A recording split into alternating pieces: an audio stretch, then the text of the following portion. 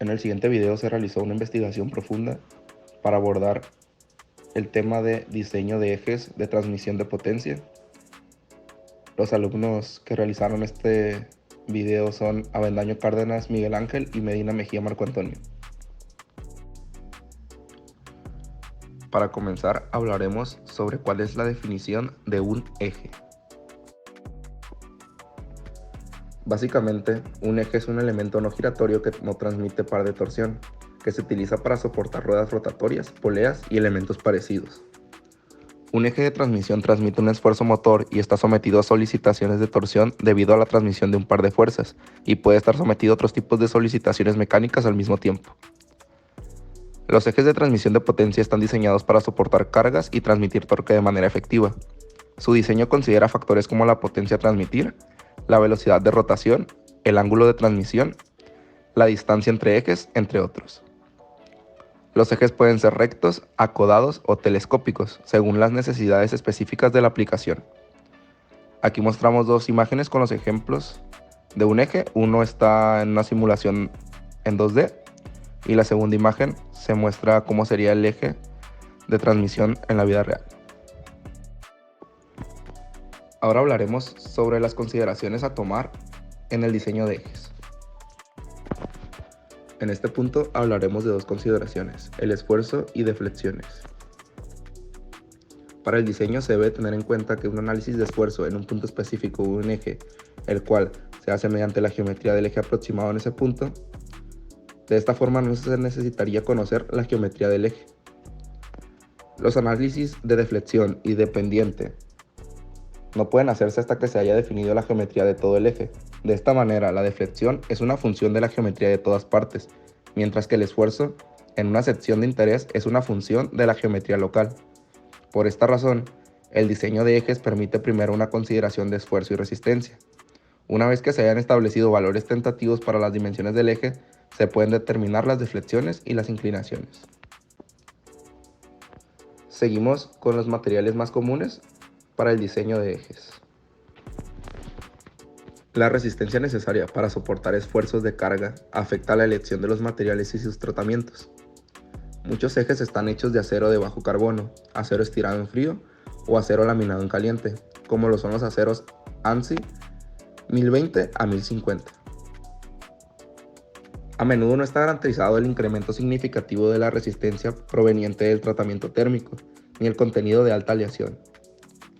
La falla por fatiga se reduce moderadamente mediante el incremento de la resistencia, y después solo a cierto nivel antes de que los efectos adversos en el límite de resistencia a la fatiga y la sensibilidad a la muesca comience a contrarrestar los beneficios de una resistencia mayor. Cuando están garantizadas, las aleaciones de acero típicas para tratamiento térmico incluyen ANSI 1340 a 1350, 3140 a 3150, 4140, 4340, 5140 y 8650. Por lo general, los ejes no requieren endurecimiento superficial, a menos que sirvan como un recubrimiento real en una superficie de contacto. Las selecciones típicas para el material para el endurecimiento superficial incluyen los grados de carburización ANSI 1020, 4340, 4820 y 8620. Cuando se debe seleccionar el material, la cantidad que se producirá es un factor sobresaliente. Para pequeñas producciones, el torneado es el proceso de formado más común. Las propiedades del eje dependen localmente de su historia, es decir, trabajo en frío, formado en frío, laminado de los rasgos del filete, tratamiento térmico, incluyendo el medio de temple, agitación y régimen de templado. El acero inoxidable puede resultar apropiado para algunos entornos. Continuamos con los elementos mecánicos que se montan en un eje y consideraciones de montaje. La configuración general de un eje para acomodar los elementos que lo conforman, por ejemplo, engranes, cojinetes y poleas, debe especificarse en los primeros pasos del proceso de diseño para poder realizar un análisis de fuerza de cuerpo libre y para obtener diagramas de momento cortante. Por lo general, la geometría de un eje es la de un cilindro escalonado. El uso de hombros o resaltos constituye un medio excelente para localizar en forma axial los elementos del eje y para ejecutar cualquier carga de empuje necesaria. En la figura que tenemos aquí se muestra un ejemplo de un eje escalonado que soporta el engrane de un reductor de velocidad de corona sin fin. Cada hombro del eje sirve para un propósito específico, por lo cual se recomienda que el lector lo determine mediante observación. Fuerzas que ejercen los elementos mecánicos sobre el eje. Engranes rectos.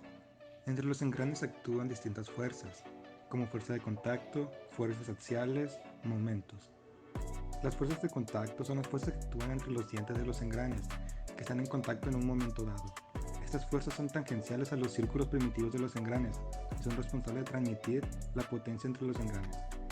Las fuerzas de contacto se descomponen en una componente tangencial, fuerza de trabajo, y una componente radial, fuerza de empuje o carga. Las fuerzas axiales actúan paralelas al eje de los engranes y son generadas por diferentes condiciones de carga, como por ejemplo la tensión de una correa que acciona un engrane. Los momentos son fuerzas que tienden a producir un giro alrededor del eje. En el caso de los engranes, los momentos son producidos por las fuerzas de contacto y las fuerzas axiales, y son responsables de generar el torque necesario para transmitir la potencia entre los engranes. Entre las poleas y las bandas tenemos la tensión en la banda. Las fuerzas principales en una transmisión por poleas y bandas es la tensión de la banda. Esta tensión es la responsable de transmitir el torque entre las poleas y por lo tanto es la fuerza que impulsa el eje. La tensión en la banda puede variar dependiendo de la carga y la configuración del sistema. Fricción. La fricción entre la banda y las poleas también genera la fuerza sobre el eje. Esta fricción puede causar pérdidas de potencia y desgaste en la banda y las poleas. Fuerza radial. En las poleas, especialmente en las poleas dentadas, las fuerzas radiales pueden surgir debido a la tensión en la banda y la geometría de la polea. Estas fuerzas deben ser soportadas por los rodamientos y el eje. Fuerzas axiales. Dependiendo de la configuración de las poleas y la tensión en la banda, pueden surgir fuerzas axiales sobre el eje. Estas fuerzas deben ser contrarrestadas para evitar el desplazamiento axial de las poleas. Catarinas y cadenas. Tensión en la cadena. La fuerza principal de este tipo de sistema es la tensión en la cadena, que transmite el torque entre las catarinas. Esta tensión varía dependiendo de la carga y configuración del sistema. Fricción. La fricción entre la cadena y la catarina también genera fuerza sobre el eje. Esta fricción puede causar pérdida de potencia y desgaste en la cadena y las catarinas. Fuerzas radiales.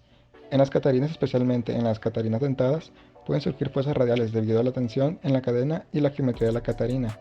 Estas fuerzas deben ser soportadas por el rodamiento y el eje. Fuerzas axiales. Dependiendo de la configuración de las catarinas y la tensión de la cadena, pueden surgir fuerzas axiales sobre el eje.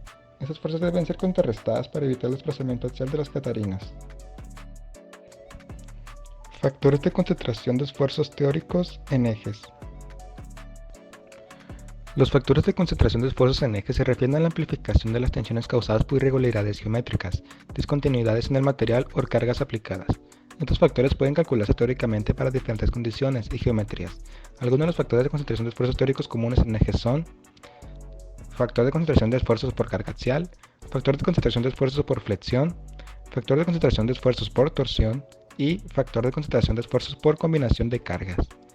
En el factor de concentración de esfuerzos por carga axial, nos dice que cuando una carga axial se aplica a un eje con un orificio o una muesca, se produce una concentración de esfuerzos en la zona del agujero o la muesca. El factor de concentración de esfuerzos por carga axial depende de la relación entre el diámetro del agujero o longitud de la muesca y el diámetro del eje. En el factor de concentración de esfuerzos por flexión, tenemos que en ejes sometidos a flexión, las áreas donde el diámetro causa bruscamente, como los cambios de sección transversal o en muesca, pueden experimentar concentraciones de esfuerzos. El factor de concentración de esfuerzos por flexión depende de la forma y dimensiones de la continuidad. Factor de concentración de esfuerzos por torsión. En ejes sometidos a torsión, las irregularidades geométricas como muescas o chaflanes pueden causar concentraciones de esfuerzos. El factor de concentración de esfuerzos por torsión depende de la forma y dimensiones de la discontinuidad. Factor de concentración de esfuerzos por combinación de carga. Cuando se combinan cargas axiales de flexión o de torsión en un eje, las concentraciones de esfuerzos pueden ser aún más complejas. Los factores de concentración de esfuerzos en caso dependen de la interacción entre las diferentes cargas y las irregularidades geométricas. Ecuaciones de diseño de la fatiga de ejes. Los esfuerzos de flexión, torsión o axiales pueden estar representados tanto en componentes medios como en alternantes. Para el análisis es suficientemente simple combinar los diferentes tipos de esfuerzos en esfuerzos de von Mises, alternantes y medios. Algunas veces es conveniente adaptar las ecuaciones específicamente para aplicaciones de ejes. En general, las cargas axiales son comparativamente muy pequeñas en ubicaciones críticas, donde dominan la flexión y la torsión, por lo que pueden dejarse fuera de las siguientes ecuaciones. Los esfuerzos fluctuantes debido a la flexión y la torsión están dados por las siguientes ecuaciones, donde MM y MA son los momentos flexionantes medios y alternante, TM y TA son los pares de torsión medios y alternante, y KF y KFS son los factores de concentración de esfuerzo por fatiga de la flexión y la torsión respectivamente.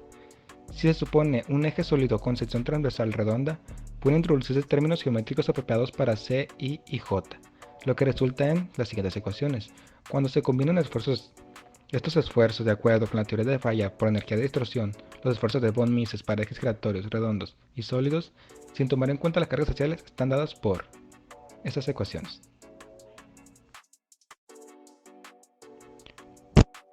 Alternantes equivalentes Pueden evaluarse usando una curva de falla apropiada sobre el diagrama de Goodman modificada. Por ejemplo, el criterio de falla de Goodman, tal como se expresó antes de la ecuación, es la sustitución del esfuerzo A y del esfuerzo M en las ecuaciones resulta en la siguiente ecuación. Las ecuaciones resultantes para variar de la curva de la falla usadas comúnmente se resumen a continuación. Los nombres que se dan a cada conjunto de ecuaciones identifican la teoría de la falla significativa, seguida por el nombre de un lugar geométrico en la falla por fatiga. Por ejemplo, la ecuación de Gerber indica que los esfuerzos se combinan mediante la teoría de distorsión y que para la falla por fatiga se usa el criterio de Gerber. Algunas de los nombres de cada un conjunto de ecuaciones son Goodman, Gerber, Asme elíptica y Soderberg. A continuación explicaré el procedimiento para el diseño de ejes. Para el diseño de ejes es necesario seguir una serie de procesos o pasos, los cuales son: definir las especificaciones de velocidad de giro y potencia de transmisión necesaria. 2. Elegir los elementos que irán montados sobre el eje para la transmisión de potencia deseada y elección del sistema de fijación de cada uno de estos elementos al eje. 3. Proponer la forma general para la geometría del eje a la hora del montaje de los elementos elegidos. 4. Determinar los esfuerzos por flexión, torsión, carga axial y cortante. 5. Calcular las reacciones sobre los soportes. 6. Calcular las reacciones internas que se producen en una sección de un sólido como consecuencia de las fuerzas externas aplicadas sobre él mismo. 7. Seleccionar el material del eje y de su acabado. 8. Seleccionar el coeficiente de seguridad adecuado. 9. Localizar y analizar los puntos críticos. 10. Verificar su resistencia estática a la fatiga y a las cargas dinámicas. 11. Verificar la rigidez del árbol. 12. Comprobar las deformaciones. 13. Comprobar la velocidad crítica. Y 14. Determinar las dimensiones definitivas que se ajusten a las dimensiones comerciales de los elementos montados sobre el eje. A continuación, bibliografías. Algunas de las bibliografías utilizadas fueron blogs, videos informativos, páginas de internet y el libro de diseño de ingeniería mecánica octava edición de Schickle. Por nuestra parte sería todo sobre el diseño de ejes de transmisión de potencia. Muchas gracias por su atención.